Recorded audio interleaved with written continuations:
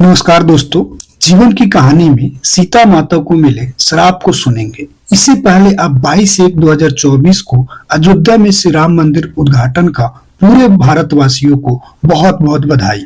दोस्तों, अयोध्या में श्री राम मंदिर कोई साधारण मंदिर नहीं है। वैसे तो हमारे देश में लाखों मंदिर हैं, रोज कोई न कोई मंदिर बनते हैं, मगर अयोध्या में श्री राम मंदिर 500 वर्षों की कठिनाइयों के बाद बनना यह एक अद्भुत एवं प्रेरणा स्रोत है।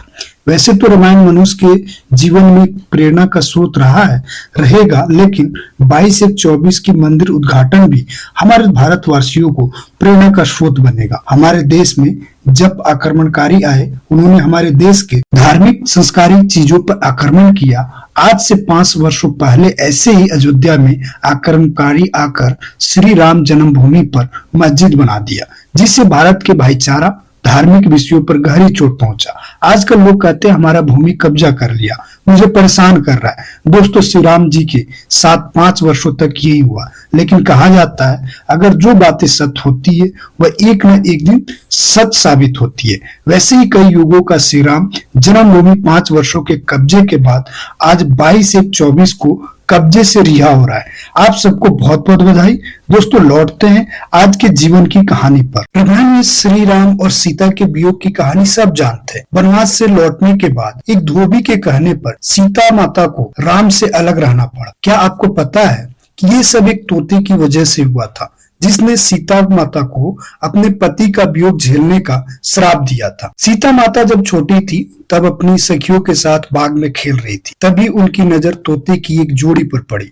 दोनों आपस में कुछ बातें कर रहे थे। सीता माता जाकर उनकी बातें चुपके से सुनने लगी। तोते की जोड़ी कह रही थी कि भविष्य में राम नाम का एक प्रतापी राजा होगा, जिसका विवाह सुंदर राजकुमारी सीता माता से होगा। जब सीता माता ने उनसे पूछा कि ये सब उन्हें किसने बताया, तोते ने कहा कि उन्होंने महर्षि वाल्मीकि के मुंह से ये बातें सुनी। वे अपने आश्रम के शिशुओं को ये बात बता रहे थे। तब सीता माता ने कहा कि जिस राजकुमारी की बात तुम कर रहे हो वो मैं ही हूँ। ये सुनकर तोते घबरा गए।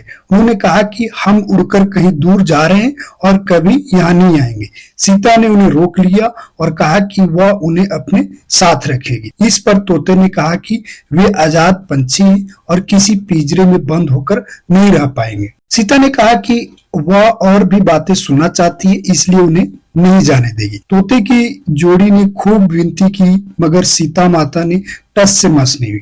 बाद में सीता माता ने नर तोते से कहा कि ठीक है, वह उसे छोड़ देगी, मगर मादा तोते वह अपने पास ही रखेगी। नर तोते ने कहा कि उसकी पत्नी गर्भवती है, ऐसा ना करे, दोनों को साथ रहने दे। सीता माता ने उनकी एक न सुनी। उन्होंने नर तोते को तो छोड़ दिया, मगर मादा तोते को अपने साथ महल में बंदी बना लिया। नर तोता अपने साथी का वियोग सह नहीं सका। उसने सीता माता को श्राप दिया कि जैसे आज वह अपने जीवन साथी का वियोग सह रहा है, उसी प्रकार सीता माता भी एक दिन अपने पति का वियोग सहेगी। कुछ समय बाद तोते ने अपने प्राण त्याग दिए। सीता माता को जब पता चला तो उन्हें बहुत दुख हुआ, मगर अब बहुत देर हो चुकी थी। कहते हैं कि इसी श्राप के कारण सीता माता को अपने पति श्री राम से दूर जाकर महर्षि वाल्मीकि के आश्रम में रहना पड़ा। दरअसल श्री राम रावण का वध करके 14 वर्ष का वनवास खत्म कर सीता माता और लक्ष्मण के साथ अयोध्या लौटे। उसके बाद कुछ लोग सीता माता की पवित्रता पर सवाल उठाने लगे।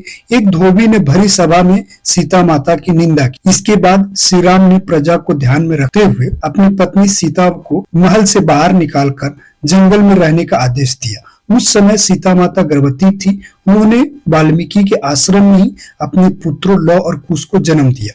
कहते हैं कि जिस धोबी के कहने पर श्री राम को अपनी पत्नी को छोड़ना पड़ा, वह पिछले जन्म में वही तोता था जिसने सीता माता को श्राप दिया था। दोस्तों, मुझे पूरा विश्वास है कि आपको ये कहानी पसंद आई होगी। दोस्तों, कहानी पसंद आई तो लाइक कीजिए, अपने दोस्तों में इस वीडियो को शेयर कीजिए। आपको इस वीडियो सुनने के लिए बहुत बहुत धन्यवाद। Thank you.